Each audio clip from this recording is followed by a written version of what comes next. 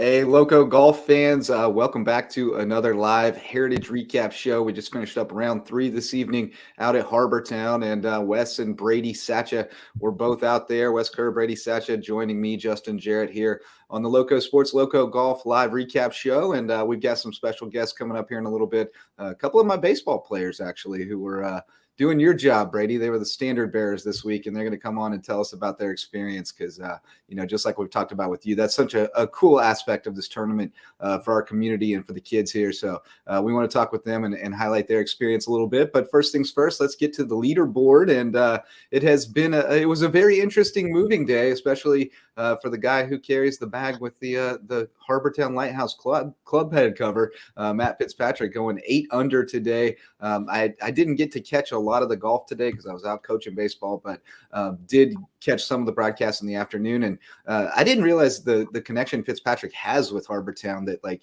they came and visited from the UK like year after year at tournament time to come and see the tournament. So that's really a cool story that's developing there. But plenty of guys who are right on his trail who have a great chance to win, including Patrick Cantlay, who's actually still the odds-on favorite, 1 shot back. The defending champ Jordan Spieth just 2 back, and then you've got recent world number 1 Scotty Scheffler, Tommy Fleetwood, Taylor Moore, Mark Hubbard, and Jimmy Walker, who took the 36-hole lead into the weekend, all at 11 under, and then a bunch of guys who could do it at 10 under too if somebody goes out early and takes advantage of the course like Fitzpatrick did today. So tell me, guys, what do you think about where we stand going into the final 18 holes, and what stood out today?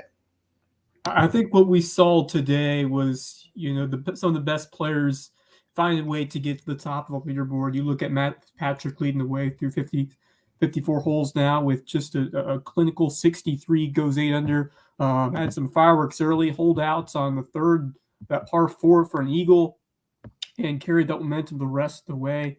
A couple more birdies on that front 9, 7 to par 3, and then rare birdie on 8, which is a very, very difficult par 4, but all in all, a clinical performance from Fitzpatrick, who just seemed like a guy who's been destined to win here for a long time. He's finally starting to click in all phases of his game, and just a brilliant round to put himself up a stroke. Still, obviously, a long way to go. It's going to be a fun Sunday here at Harbortown. But Fitzpatrick, really excellent with his putting, 3.3 strokes gained on the greens, excellent form in that area of his game, and also very solid in his approach shots. Of course, he nailed that long shot over on 3 for the eagle, which looking at the play-by-play, 149 yards out from right near the sand, which is really impressive.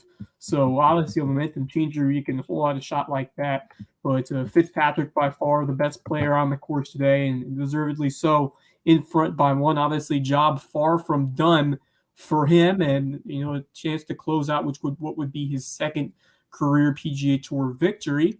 Fitzpatrick, has a great history, before getting to the tour, and now he's trying to come out in the winner's circle once again. I think it's we'll talk about later in terms of who's the favorite. I think it's very, very close for a bunch of these guys. I really think if I had to pick a winner, it would be one of those top 4. I just don't see any of those other guys find the separation amongst just the star-studded group. So I think it's going to be either one of Fitzpatrick, Cantlay, Spieth, or Scheffler.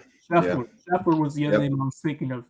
Scheffler, very interesting performance today because he was steady Eddie, as our pal Reetfield likes to say, making a lot of green regulation. Just couldn't bury enough putts in the hole today, and because of that, he had a couple of good looks to take a charge or get tied. I saw him play most of the back 9, just couldn't make the putts when he really needed to. Still a fine day for him. He approached his round very well, 2 under par 69, puts himself right in contention going into the final 18 holes. But a very tough day for Jimmy Walker, especially down the stretch. Ran into some big trouble late in his round on 15. Hit one off the tree on his second shot and into the water. Ended up saving bogey, but just a really ugly hole on one where you could really use propel yourself. But 3 bogeys, 14 and 11 as well. So just really fell flat on that back nine. Someone who I didn't think would have have that skill to keep up what he started. Certainly has the experience, but it just what he was doing, I didn't think was sustainable, and it definitely went the other way for him. After picking up birdies, a couple birdies in the front nine, ends up having just a very disappointing third round after having that lead overnight in 36 holes in. So Jimmy Walker, I think the chances kind of slipped away for him, sailed away for Walker. But you look at the top of the leaderboard. I think Cantlay, he's going to be determined. He came up just short. Of course, you got Jordan Spieth, defending champion, which would be the first time he would be able to defend a title on tour. So that would mean a lot to him if he can get it done. And certainly, he came on strong down the stretch. Cantlay's been super impressive these last two rounds, and didn't get off to the best start, but really came on the back nine. His putter heated up, and that's really the difference maker for Cantlay, because he's spectacular around the greens, and his putter can be lethal. Yeah, I mean, you talk about guys who are destined to win here. I mean, he's got 4 top 10s and 5 starts. So you kind of expect him to get one sooner or later. It'd be interesting if he does it a year after losing a playoff here, because I saw in the notes that hasn't happened since 2008, that somebody won the tournament the year after they lost a playoff. So interesting notes there. But let's you had something to say, Brady? Sorry, didn't mean to cut you off. I mean, yeah, Terrell. Matthew Fitzpatrick absolutely tore it up today. Looking at his stats, he had 22 putts, and putting up numbers like that just makes him – that's going to put him up on top of the leaderboard. He gained 11 total strokes today, which put him first in that category, obviously, with putting up that number. So, I mean, I think he's going to be the one who takes it home tomorrow. I don't think he's going to be able to get stopped.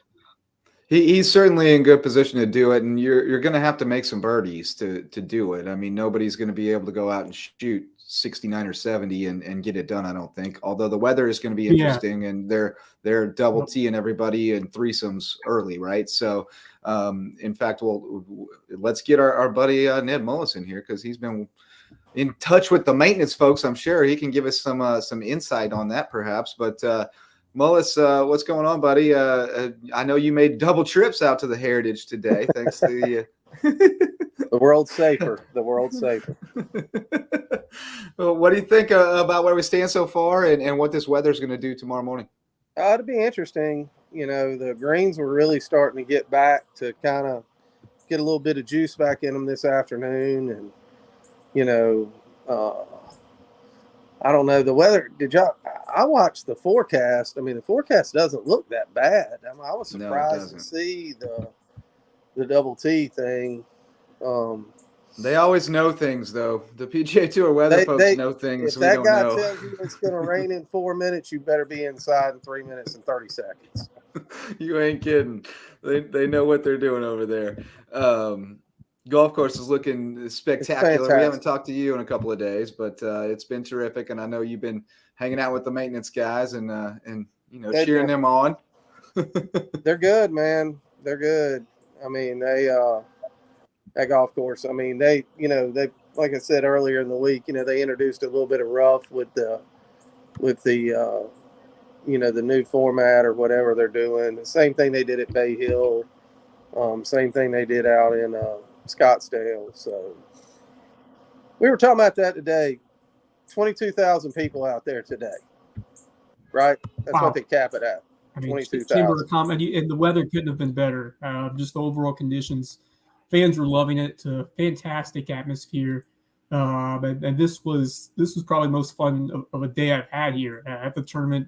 Just because the big crowds makes it so much more exciting. Just all the big name guys showed up and produced some big rounds in this third round this Saturday here at the RBC Heritage Moving Day. But you mentioned the weather and certainly the wind is a huge factor when it comes to Harbortown, especially with how this course is designed. What do you expect the wind to be like, going into the morning and then early afternoon where we're expected to finish the tournament? It's supposed to be a little bit more brisk tomorrow, from what I understand. And I think that brings a lot more guys into it. I think it's going to hurt them going off 1 in 10. I think you could have brought a lot more guys into it if you could have got it, if Rom and them could have got like a 2-hour head start out there. Yep. Or Shoffley or some of those guys that are kind of lurking down there. Yeah. So what's his name was 6 strokes back today. Yep. If you get back into, if you start dropping back to 6 shots back, that's Rom and those guys. Yeah. And look, he has left a lot of putts right in the middle. He if he gets hot putting early, look out. Think about it. That's his B game, and he's 7-8 under. Right. Yeah, he hasn't been at his best. And I heard him after his round today too say that he's felt better every day. That Monday, Tuesday, Wednesday, he was drained, but Thursday he started to feel a little bit better, and Friday was even better, and then Saturday was the best day yet. So, I certainly would not count Rom out of this thing yet. Well, you got Cantley. Cantley plays Harbortown, but he's awesome. He's a top 5 machine. Yep. Speed. This place is made for speed. This place is made for Scheffler. You don't win. Scrubs don't win U.S. Opens. No, that means Fitzpatrick's. He ain't going nowhere. No, he's not. It's going to be a great final round. But I do have a couple baseball players who are waiting in the green room, eating up all the snacks, and I want them to get to bed pretty soon because they got big games tomorrow. We got to play 3 tomorrow if we want to win a championship. So let's get Declan Mitchell and Austin Bruni in here. A couple of baseball players who were on the golf course this week doing some work as standard bearers, and we've talked a lot about Brady's experience as a standard bearer. But Declan and AB, tell me about who you guys were carrying the standard for and what your experience was like out there. It was really fun being out there with professional golfers, and I also had the Pro-Am, and I was lucky enough to get the group that won it, and we shot 16 under that day, which was nice. And the experience to talk to caddies and interact with professional golfers, and then end up with like signed stuff. Like this is a former Masters champion, Danny Willett. He signed his glove for me. A couple signed balls as well. So it's really fun to get on there and get close and like interact with everybody. Well, Declan, your dad's a golf pro, so you've been around the game a good bit, but you got to be inside the ropes. Tell us about that experience. Yeah, it was awesome. Just sitting there being that close to professional golfers. I mean, it's awesome. It's just mind blowing. I've never seen myself, like if I were 10 years old, I would never see, if I could go back in time and be 10 years old, I'd never see myself being a standard bearer sitting a few yards away from professional golfers. Sit there for a living. Declan and Austin, I got to do the same experience that you guys did when I was your age, when I was younger. One of my favorite experiences of my life. I'm sure you two people say the same thing many years from now. Tell me about who you've been able to partner with in terms of which golfers have you been able to standard bear for? So we they said we weren't allowed to choose, and so it was kind of like that, but you kind of got to choose like whoever's left. So it was fun. You got a little bit of a choice of who you wanted and stuff. But so we're on the younger end of it, and so we were at the back of the line. But yeah, Brady and his buddies are crowding up to the front to make sure they get all the prime spots, right? Declan, you said your arms were so. You guys, who all did you end up with? You had Danny Willett. Who else did you guys have? Any other big name players? No, day one, I ended up with Keith Mitchell, Scott Piercy, and Steven Yeager. I also ended up with Doug Yim and Sam Ryder. All right. I'll tell you what, the cool thing about that is you can kind of follow these guys and see where they end up in a few years, because I had Cameron Smith before he really rose to fame. It was when he was first starting in the PGA Tour, and all of a sudden he became a star in the golfing world. So pretty cool. To be able to follow those guys and see where they end up in a few years. But awesome experience for you. And I've also been able to watch you guys star on the baseball diamond these last few years playing for some big Dix youth tournaments. Tell me about what you love so much about baseball and then how the spring's going for you guys. So it was really fun. All-Stars, you don't usually get to play with people we usually got to play with. And so when you play with people you played against and you go all the way to Mississippi with them, it's kind of fun. And, you spent my whole summer playing baseball, but I'd rather do it than playing water polo. What was so special about that team that got the Dix Youth World Series? It was just we had a combination of fast people. We had strong people. Defense. Yeah, we pitched really well. We got out of spots when we needed to, and the last game of the state championship, I had to come in. I had to come in with the bases loaded and no outs, and my heart was racing. But it was at my beats per minute was at 100 or something like that, and striking out the side felt really nice to send us to the World Series, and then just being able to go out, and then we run-ruled our first 2 games and lost our next 2, but lost to the champion, and we also run-ruled the runner-up. So just that opportunity was very humbling. Yeah, it was fun. But Declan was nasty today. He threw a one-hitter today. Got us into the number 2 seed, so we'll be busy tomorrow. But and you showed up with sore arms, right, Deck? Holding that big stander for 2 days. You weren't too sure you were going to be able to pitch. Yeah, I made the mistake of resting it on my shoulder while I was watching. I woke up Friday morning and realized the mistake that I had made because I went out. I rolled to get out of bed, and I felt the pain in my right shoulder. I was like, "Oh God." Well, thank you guys for joining us. I mean, fantastic job. Really love being able to talk about and just your passion for both doing this for golf and volunteering and also playing baseball. But one more day left to go in the Heritage. Who are you guys rooting for to win the tournament and take home the tartan?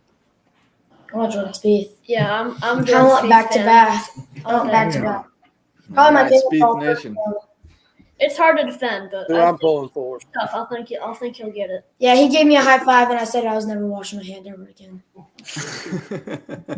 All right, well, fellas, I appreciate you coming on. It was fun to talk to you in this forum, and I look forward to seeing you tomorrow morning out at the ballpark. So, great job out there, bearing the standard, and congratulations on being a part of a really cool tradition. And we'll talk to you real soon, guys. Bye. Thank you. Thanks for having us. All right, fellas. Let's go through a couple more things before we take a break and hear from our sponsors. But 15 players within 4 shots of the lead. Wes just dropped out on us. We got 15 players within 4 shots of the lead, including 4 major champions. So, just going to be a terrific finale tomorrow at Harbortown. There comes Wes. Just saying, Wes, that we got 4 major champs among the 15 players within 4 strokes of the lead. So, it's going to be a great shootout tomorrow at Harbortown. Looking forward to seeing that. What do you feel like is going to be kind of the turning point, I guess? What's going to determine who gets it done tomorrow? Approach shots. Yeah. I think, approaching the green and putting is really what makes a difference here. It's a shot maker's course, and you have to be able to line up your shots in a situation where you can find a way to hit the greens, and then if you're able to hit the greens, can you cash in and make the putts? So that's kind of what it comes down to. But I think it really the back 9. I think it seems like it always comes down to these last few holes. If you can get a run, if you can birdie a couple, you can propel yourself up to the top. And I mean, you look at some of the holes like 10, 13, 14 that kind of really swing tournament, especially that par 3 14th. If you can avoid trouble there, if you can take advantage of the par 5s like Jordan Spieth did last year, got an eagle, I believe, on number 5. He may have eagled another one if I remember correctly, or he made a birdie on it. But those are always some big swing holes there if you can add a few strokes or make that big time eagle. But I do agree, approach shots are so key in this course. Obviously, you got to set yourself up for good looks at approach shots, but your ability to shape your shots well, ability to take advantage when you find those greens. That's what Scheffler wasn't able to do as much as I thought today when he hit a couple good approach shots. But I like the way that he's been playing, the way he's been approaching what to do and how to do it here. And remember, this is his first time of being out here, which certainly adjusted well on Friday. And really, I thought he played a solid round Saturday, just couldn't find a way to hit enough putts to get that separation or to get to the top leaderboard. But in Scheffler's case, I thought he played a solid round nonetheless, -1 strokes gained putting. So if he can get that on the positive side, and play the way that we've been seeing him approach this course like these last days, I've got to think that he's going to make a run at taking this thing. But like I said, I think it's going to come down to those four in terms of Scheffler alongside Spieth, Cantlay, and Fitzpatrick. There are a bunch of guys that are in striking distance, but I just think that with the star power you see at the top of the leaderboard, and those four guys have been playing so well, I just think one of them's going to find a way to power over the rest and take home the title. I got two things that I think is going to be really interesting tomorrow. This tournament will be won by number 1 through 5. Yes. They will set that thing up where there'll be some eagles made early. Yeah. Yep. You're going to have to get off to a hot start. Yeah, you're going to have to do kind of like Spieth and Cantlay did yesterday and get out 3 or 4 under through the first 5 holes. And keep your eye on late in the round tomorrow. You are going to see putts tomorrow afternoon from some guys that are worth $500,000. Yeah. Yeah. I mean, the dude putting for 12th, the tie for 12th is going to be worth, $400,000 and $500,000 versus I mean, dude, they're playing $20 million tomorrow. 3.6 to win it. That's a Don't lot think of that money. there's going to be some putts getting to the hole tomorrow. They're just jockeying right now. Yeah, the nerves are certainly going to be there, and I think you alluded to something important when you were talking about like the getting started early, because if the weather starts to kick in, especially on that back nine, the wind. If you can get some eagles in the bank, if you can bank some big time shots early, that's going to be huge down the stretch. So if the course plays in a way that you're able to strike early and get those eagles and birdies on 2 and 5, and maybe some of those other holes in the front 9, which low scores can be had on. They used a lot of the hard pin placements on the front already. Yeah. So, you're going to, they tighten that thing down Friday. I mean, everybody thought they were going to just go really lights out low Friday. They used a lot of good pin placements on Friday on that front 9. They used some good ones today, too. Yeah, they used a lot of tucked pretty good, too. So I think tomorrow they might have some shootout style pin placements tomorrow. You might have to go low to win this thing tomorrow. Just to clarify, they are not double teeing. They're just going off in threesomes. Threesomes. So Rahm does get a 2-hour head start, and Morikawa's right in that range too. There's definitely some guys who can go out in the morning. And you think about Rahm, that'll be what, 10:30? No, or 11. He's 11:17. 11:17, yeah. That's a big difference between 1 o'clock. You ain't kidding. When it comes to the wind, especially. You know what else that makes him doing? When them leaders are coming off 1 going to 2, he'll be crossing their path. Yep. Right there at 7 going to 8. And I mean, I don't think you could have a better spot for him. Be staring somebody down, getting close. Flexing the guns a little bit. He's intimidating. That is a big dude. What's going to be the magic number in terms of score that you're seeing right now heading into Sunday? What's the leader? 14? 14. Yeah, we're at 14. I say 18. 17 gets you in a playoff. 18 wins it outright. See, so Rahm would have to he'd have to shoot 9 under to get to 17. Yeah, 8, 9 under. That's a long way to go. That's a long way to go. I've seen, that's what. It's doable, but it's a long way to go. But I mean, if you're coming back from 6, that's the kind of stuff you got to shoot. 63, 64. And it might not. And And if he's up there at 15 or 16 posting, it might not get to that. No, you're right. You're right. If he gets in the house at 15 or 16, that might be enough. Yeah. It'll tighten them all up, and then you'll have a playoff. It might get you in a playoff at 15 or 16. Yeah. Yeah. He's but now if you take Fitzpatrick though, he goes out there and shoots 65, he shows it's over. Yeah, it's game over. It's game over. Yeah. Yeah, if he can get it to 19, he's clear. He should be good. But it's going to be a fun Sunday for sure. We'll dive inside the numbers a little bit more and make our predictions for who's going to win on Sunday after we hear from our sponsors here on the LowcoSports and LowcoGolf RBC Heritage Round 3 Recap Show. Hey, Loco sports fans. This podcast and all of our grassroots local sports content are made possible by support from community sponsors, including Mickelson Law Firm, the official real estate attorneys of LowcoSports, and the presenting sponsor of our Hilton Head Christian Academy coverage. Our original sponsors are still among our greatest supporters. Ryan and Tiffany Mickelson are community pillars who will be in your corner no matter your legal needs. When you need legal representation, call on the attorneys who support Team Lowco. Call Mickelson Law Firm. Hospice Care of the Lowcountry, the official hospice provider of LowcoSports, and the only not-for-profit hospice in southern Beaufort County. For more than 30 years, the committed, compassionate staff at Hospice Care of the Lowcountry have been there to ensure your loved ones find comfort, honor, and dignity at the end of life. Because at Hospice Care of the Lowcountry, it's not about dying, it's about living.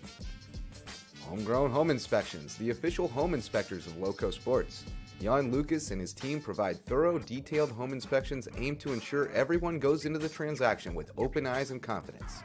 Jan would rather reveal an inconvenient truth than look the other way and provide reassurances that could come back to burn the buyer in the long run. If you're looking to buy or sell a home and need an honest, reliable inspector, call on Homegrown Home Inspections, official sponsors of LowcoSports. DDS Web Design, official SEO experts of LowcoSports. If your business or organization has a website and you're trying to figure out what SEO is, you need to call on Denise and Dave Sinkovich at DDS Web Design. They'll provide a free consultation and do all the behind-the-scenes work to boost your search engine optimization and get your website found online so you can take your business to the next level. DDS Web Design, official SEO experts of LowcoSports. American Wood Reface, sustaining sponsors of LowcoSports. Does your kitchen need a facelift? Before you start picking out new cabinets, give Ben and the team at American Wood Reface a shot. They can reface your existing cabinets to overhaul your aesthetic without the hefty price tag and reimagine your kitchen at a price point you can manage. Be sure to tell them Loco sent you because every referral helps support LowcoSports. 4M Metals, sustaining sponsor of LowcoSports. Got metal? Your roof might need it. Metal roofing advantages include better energy efficiency, weather protection, longevity, a more aesthetically pleasing design, and the product is all green. So if you've been thinking about a new roof, go metal. Let 4M Metals be the difference in your roof. Jay's Barbershop. It's the talk of the town and the place to be in Ridgeland. If you need your ears lowered, head over to Jay's for a fresh cut and great conversation with good folks. And tell them Loco sent you. Local Pie, official pizza sponsor of LowcoSports. They sling some of the best pies in the Loco, and my kids say the mac and cheese is the best around. Hungry? Hit up Local Pie, longtime supporter of LowcoSports.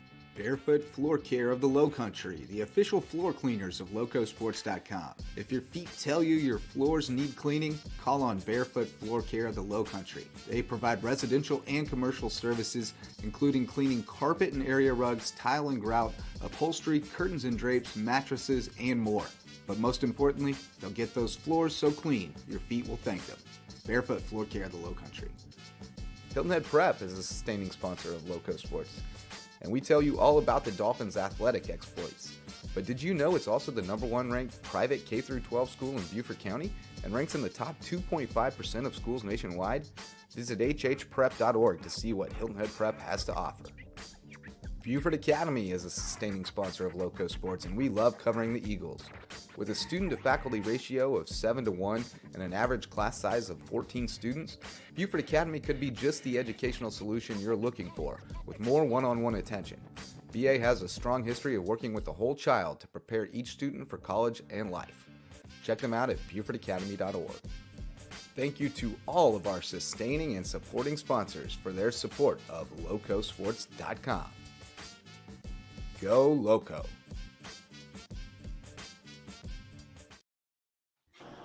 All right, boys, we're back here on the LowcoSports and LowcoGolf RBC Heritage Round 3 recap. I'm Justin Jarrett, joined by Wes Kerr, Brady Satcha, and Ned Mullis. And fellas, we've got we're going to dive inside the numbers a little bit more. I've got the live odds, and I got the stats.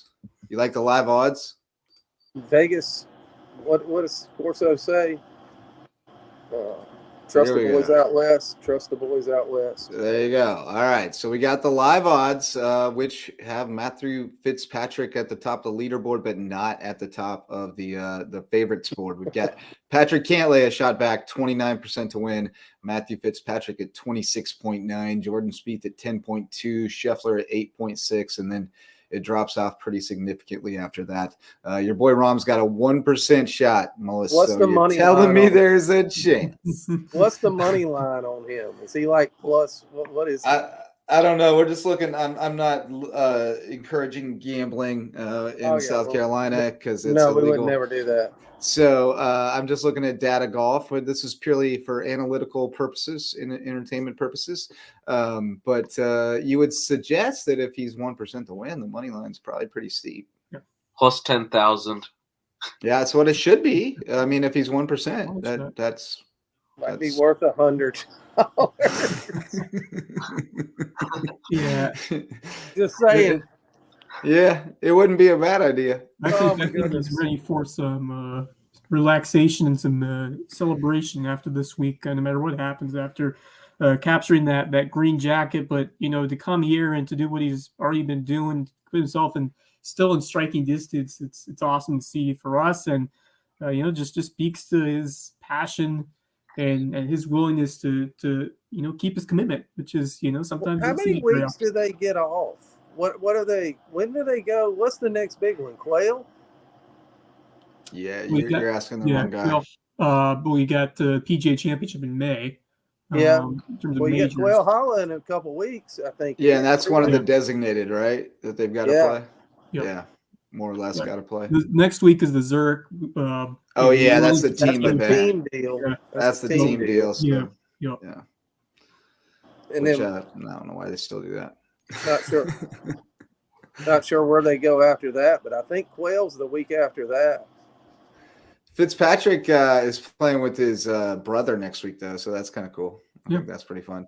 The other thing I wanted to point out, inside the numbers is going through the first two rounds, Jimmy Walker was like 3.5 shots on the field on tee to green, and he was minus 2.7 today, which, he kind of alluded to it yesterday in his press conference because he said that he, they said, well, you didn't used to really play this tournament when you were playing a lot. And he said, well, yeah, I mean, I've not traditionally been the straightest driver of the golf ball. And if you don't do that here, it's not a lot of fun. Well, he kind of, reverted to his old ways today, unfortunately. Yeah, the approach game was really what did him in, especially on that back nine.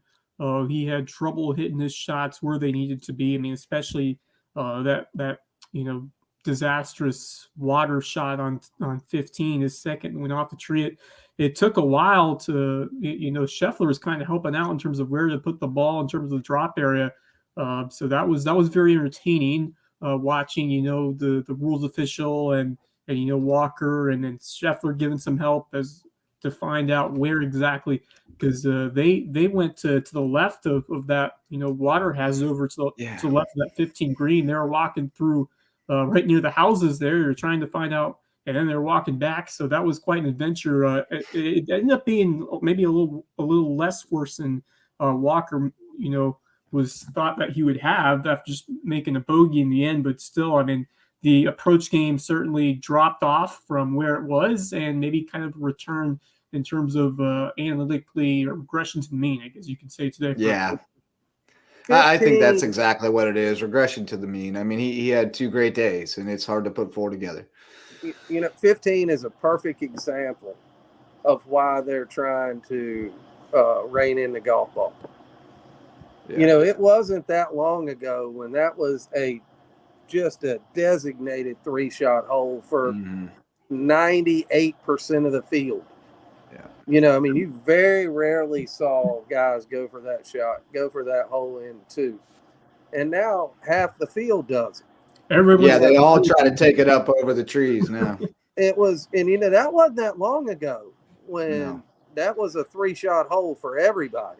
Well, I remember in what was it, 2006 when Baddeley hit the 236-yard 6-iron from there, and we were all like, "Holy cow!" Have you ever went out there and tried to hit that shot? No, I'm usually up in the trees on that hole. I'm usually up in the trees chasing it around on that hole. But I mean, everybody goes and throws a shot down right there and says, "Yep, that's where he did it." Yeah, wow, that was an unreal shot. Yeah, we had the shot in the water, and then for Jimmy Walker, the chunker ground rule double over the wall where the stands were beyond the 15th hole. So it was quite an adventure. Ground rule double. That's never good when you hit a ground rule double. We've had a home run and a ground rule double this week, right? You saw a home run on Thursday, didn't you? Here's what's frightening to me if you're the rest of the field. And I guess we can play Matt Fitzpatrick versus the field, which, you know, the field looks like the smart bet. But, man, how are you going to go against Fitzpatrick? But look at Fitzpatrick's putting. So, minus 0.19 in round one. Plus 0.08 in round two, plus 3.32 today. So I think the guy, he's settled in on the greens there and he's getting it rolling good. So if he makes putts like that tomorrow, it's going to be really tough to chase him down no matter who's doing the chasing. But certainly, like you said, Melissa, $500,000 on the line makes that putt a little more difficult. Those greens, they picked up a ton of speed this afternoon, and they will, they'll do the same tomorrow without any moisture. Friday wasn't just a day when we got some rain. I mean, it was one of those days where it was just a ton of moisture in the air. Yeah. And, those things are starting. You'll get a little championship look to those greens tomorrow. Yeah, and like I said, I think those guys will start getting putts to the hole. The guy that's missing them 2 or 3 foot long, it's going to take that. They'll have to start. You'll start seeing those guys take some break out of them tomorrow. Yeah, they're gonna start getting a little more aggressive, I believe, putting.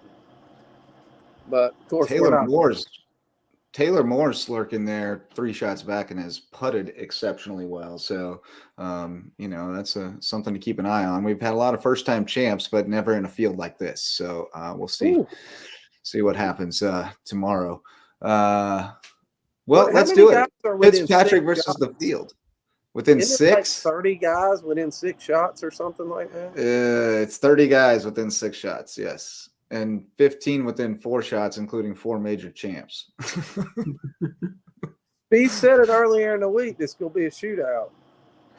Oh, you ain't kidding, man. And it's going to be made for TV shootout too, because you got all the big names out there. I mean, the only thing you're missing is Rory. And if you had Rory in the mix, we'd have major championship caliber shootout on Sunday at Harbortown. So that's going to be fun. So let's play though. Fitzpatrick versus the field. Oh, I'd take the field. Yeah, I'll take the field as well. I'll take the field. You picked Fitzpatrick to win it earlier in the show. Give me the field. Now you're taking the field. Yeah, I mean, with this field, you got to take the field. But but man, Fitzpatrick is playing exceptional. If we see that 3.32 number or higher than that, it's over. It's going to 100%. Yeah, 100%. And I don't think anybody else was. Cantlay putted exceptionally well today too. So. And Patrick Rogers has shot 5 under. That's another guy that could charge back into it with a good round early. Whew, big noises over there. All right, so what else? What'd you overhear at the Heritage today, guys? It's Saturday. You had to hear some good ones because Bermuda, the Bermuda Shorts Triangle was packed, and the beer was flowing like water. So, did we hear any good ones out there? Yeah, the college kids were out there. They're getting rowdy. They're getting excited. But a couple of things that I guess stood out to me, someone walking past me when I was watching someone on the greens, it's all in the hat. And, you plan your attire very carefully on Tartan Day here at the RBC Heritage, and the hat made the statement for this person, and they're proud of the wardrobe choices, but especially the hats. So that reflected that, very, very, strong comments. And just the fans, they represent and they look the part. Some great dresses, a lot of tartan, which is obviously they tell you put your plan on, especially on Saturday. And love the flair, love the energy. It's all in the hat.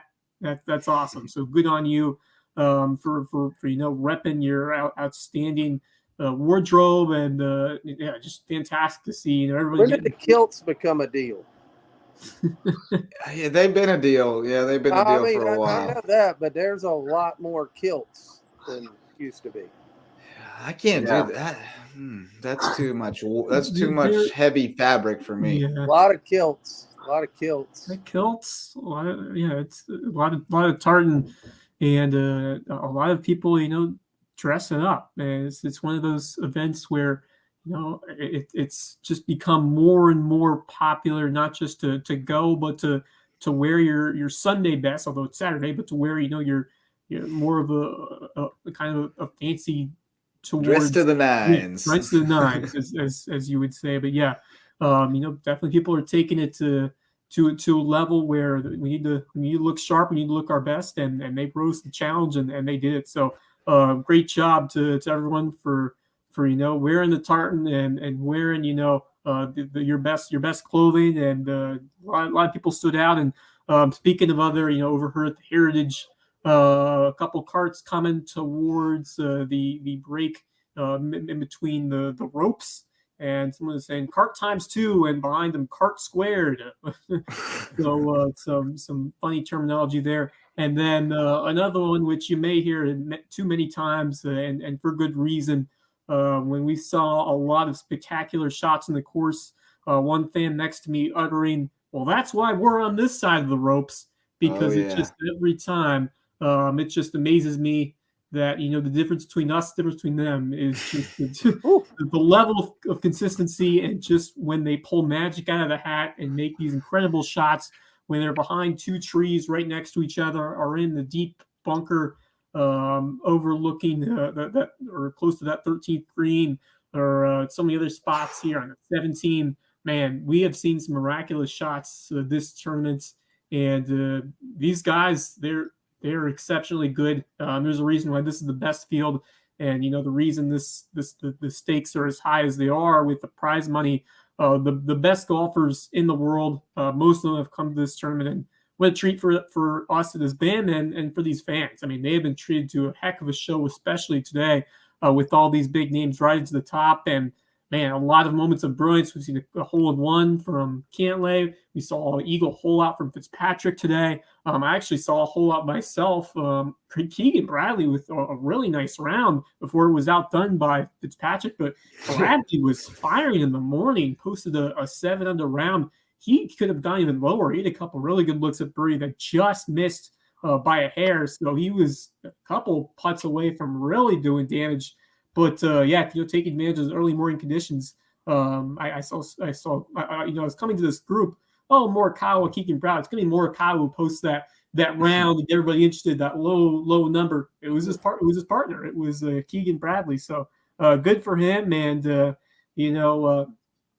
was cool to see him firing up there, and some connections that I heard about. Some family members, I believe, in town, and I can't really, and another thing that speaks to this tournament is just you see a lot of, more so than other tournaments, you see a lot of family and kids here because of the vibrant nature of this island, the family-friendly environment that this island is always known for. Just a great spot. The players love it so much, and just really cool because I've been able to interact a few times with family members, friends, and siblings of some of these golfers, which is really cool. Yeah. And I just see them, sometimes right near the ropes, and it's happened to me a couple times. It's just really, really neat in terms of that. They're friendly. They'll come up to you, and you'll hear people talking about their relationship with these players, and it's just really cool to see those people right next to you, and to hear about and to share your stories, which I really think is cool and a unique aspect of this event compared to some of the other tournaments that you'll see. So just the close-knit environment, more family members, more friends coming to these tournaments. It's just one of those, they call it a designated event for a reason. It's also a designated tour stop for so many relatives of these players. And that just goes to the. Well, I heard something else today that I thought was interesting. It's a lot more planes at the Hilton Head Airport than normal. Yeah, the flyover. We had the flyover today at 4 o'clock. No, I'm talking. No, he's talking about private jets. The dudes with the jets are here this the week. Jets. The net jets came in this week. Yes. One of the big. The jets are in town. We ain't got no trunk slamming happening this week. These guys. A bunch of those guys like that too, because they drive to Augusta. They drive down from Augusta, yeah. And then and about there's probably 20 of these guys that are just going to drive to Sea Island tomorrow. True. Right. Their families drive up. Their wife will bring the kids up. They'll do the tournament, and then they drive home, leave their car here. The BMW here, and they get to drive home. So there's not, you're not having to fly the family all around to catch up with dad. Yeah, it's a cool thing geographically on the schedule here. It's always worked out well. But I think the other super cool thing about the event, and it's kind of unique to the sport of golf in some ways, is all of us have played on the same field they're playing on. Like, none of us have ever played a football game at Williams-Brice or a baseball game at Fenway Park, but we've all played golf at Harbortown. So you gave me PTSD talking about the bunker at 13. These guys pull out from places I go in my pocket. Like, we haven't flown in Air Jordan my day. What's that? Yeah, haven't flown in Air Jordan either. That's what they call Speed's playing, Air Jordan. I'm just glad I hit the fairway at 18, because it's embarrassing if you miss the fairway on the 18th hole, and I was able to split on my round over at Harbortown. But no, I was in that same bunker as well. It is it's quite the adventure, especially if you are a amateur / inexperienced hacker, duffer. Yeah. Well, they all talk about how short that golf course is. That thing's pushing 7,200 yards now. 71 something, and there's only 3 par 5s. It don't play short for us, I promise. Like they made that thing. The 2 tee box used to be further close to the hole. Yeah, it's all the way across the street now. Yep. Yeah. Yeah. How about the new one that 7. they made that hole in one on 6 or 7? 7. Yeah. How about that new one? It's all the way back there by the restaurant. Way back. Yeah. Way back there. Way back there. And 5's in that guy's backyard. 5 tee box is literally in some dude's backyard back there. I hope he was well compensated. I mean, they've got that golf course stretched out. 1 tee box. Look at where 2. You walk backwards off 1 tee now to tee off on 2. That's 30 yards difference. Yeah. No, I don't know where else they can go. Like, you can't really lengthen it anymore without filling in some of the ocean or something. But I don't know that you would make a difference, but it hadn't made a difference. No. Not really. The wind is really the only thing that can make a difference, I think. The wind screws with them because it swirls and they can't figure it out, and it messes with them bad. But if it ain't windy, they're gonna go after it, and it's good times. It will punish you if you don't hit the right shots, but when the opportunity is there, you can make hay. You can find birdies there. I mean, they won't give them to you easily, but if you're as conditioned, as solid and consistent as these players have shown, you're going to find a way to post a score. And I think the wind is that's always the wild card in a tournament like this. I remember back in the summer when we had the 2020 tournament, we saw some very, very low scoring. Very different situation here. Although we do have some pretty solid. I think maybe the wet greens had a little bit to do with that, but still The field, even though the golf course was made tougher, this field is very talented, and they're finding ways to score low on this golf course. And it's just been really fun to watch, especially some of these new guys find and learn how to attack this course and then post the scores that they've been putting up there. Yeah, no doubt. So I guess it's time to make our final picks, although Mullis has wandered back. Ooh, I wish y'all could smell these steaks I'm cooking. Oh, man, I might be over here in a few. I can smell them in my mind right now. Give Rec Tech a shout out. But I guess it's time to make our final picks, guys. We got 18 holes left. Who's going to come out on top tomorrow? I mean, I can't go away at this point from my guy. No, Patrick you can't. Cantlay. You got to stick with it. Yep. Man, I think this might be his year. I think he still feels the pain of coming up short to speed in the playoff.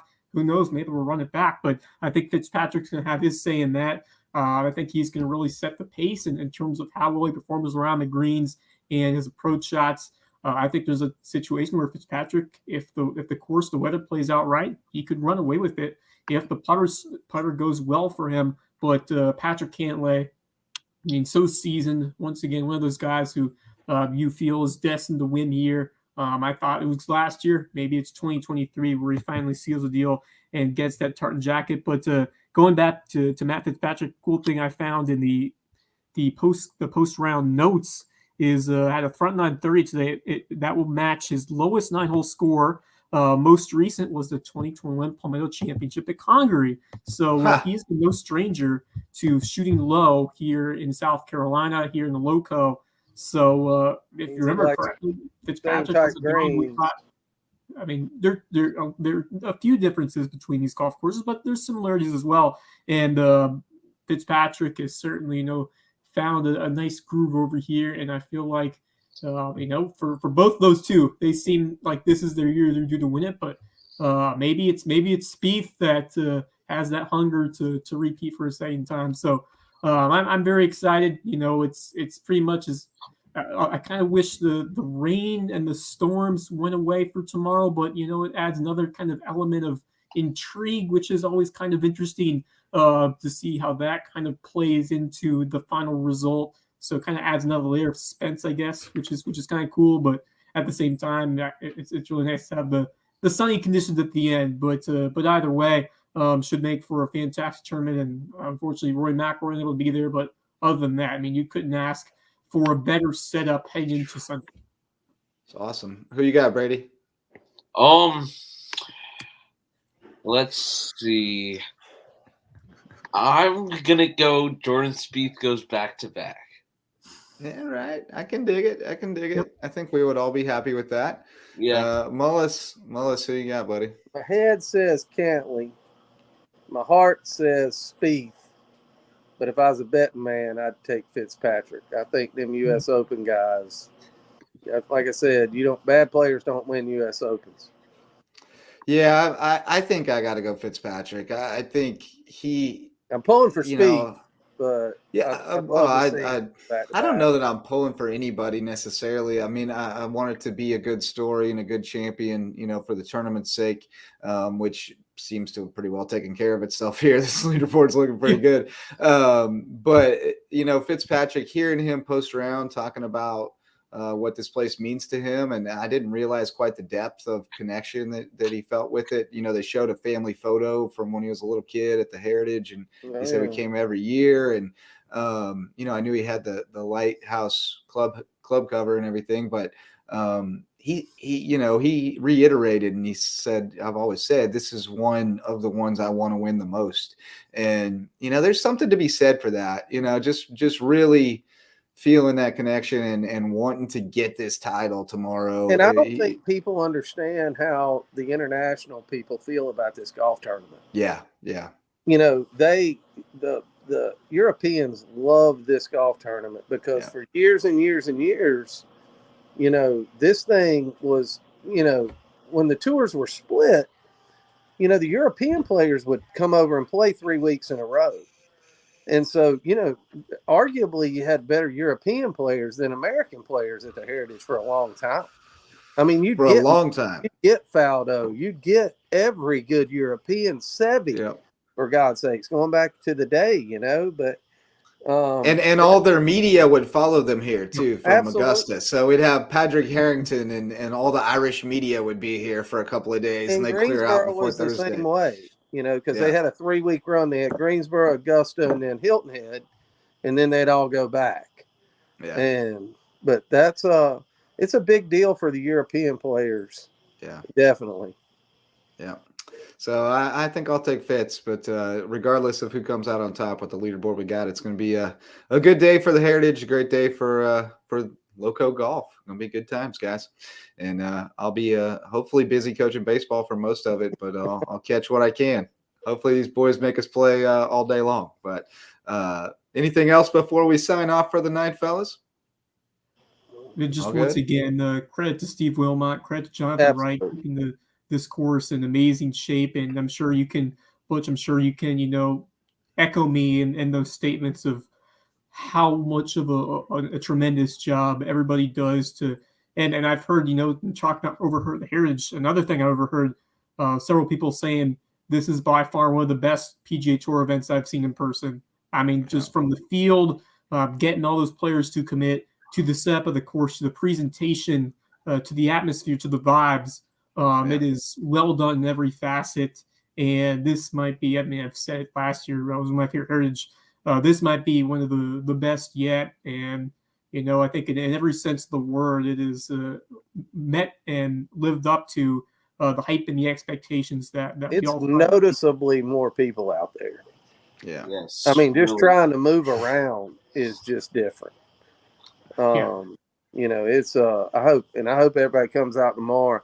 I tell you what I'd like to see is no lightning and about 30-mile-an-hour winds by the time they hit 13 would be nice when that just turn it into a bloodbath. Yes. Let's see. Let it turn into some, I do not want to see a Monday finish. Anything because I've had enough.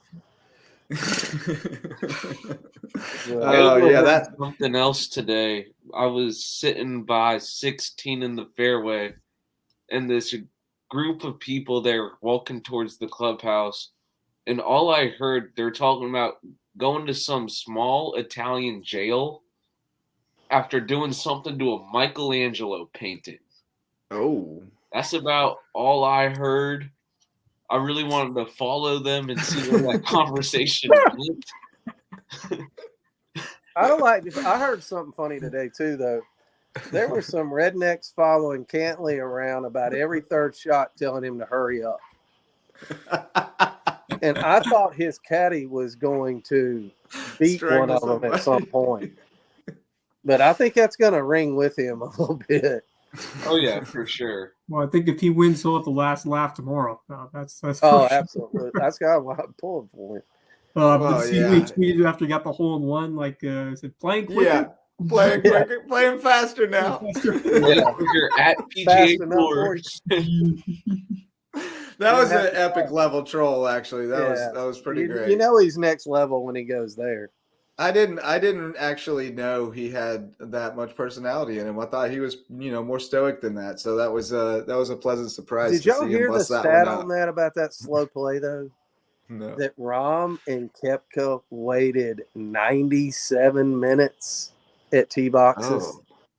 Oh Lord. 97 minutes at tee boxes. Lord. That's bad. That was like my round at Old South yesterday. Just waiting on that's people. bad. You will the green jacket boys will not like that. No, they will that not. You will never you expect it at Old South on Heritage Friday, not so much at Augusta on Masters Sunday. The tournament committee will not like that. No, sir. All right, fellas. Well, good times. We're closing in on an hour, so we better wrap it up and call it a night because early morning tomorrow for baseball or Heritage, whichever one you're assigned to. But we'll be back tomorrow night about 8 o'clock to break it down one more time. And I believe your teammate, Brady Jones Saylor, is going to jump on with us to talk about the Heritage and about Bluffton High School golf. So looking forward to talking to you guys again tomorrow. Thanks so much to Declan Mitchell and Austin Bruni for jumping on with us. Tell us about their experience as standard bearers. Thanks a million times to our sponsors who support everything we do. And thanks to you for tuning in to listen or watch. You're the reason we keep doing it. Until next time, go Loco.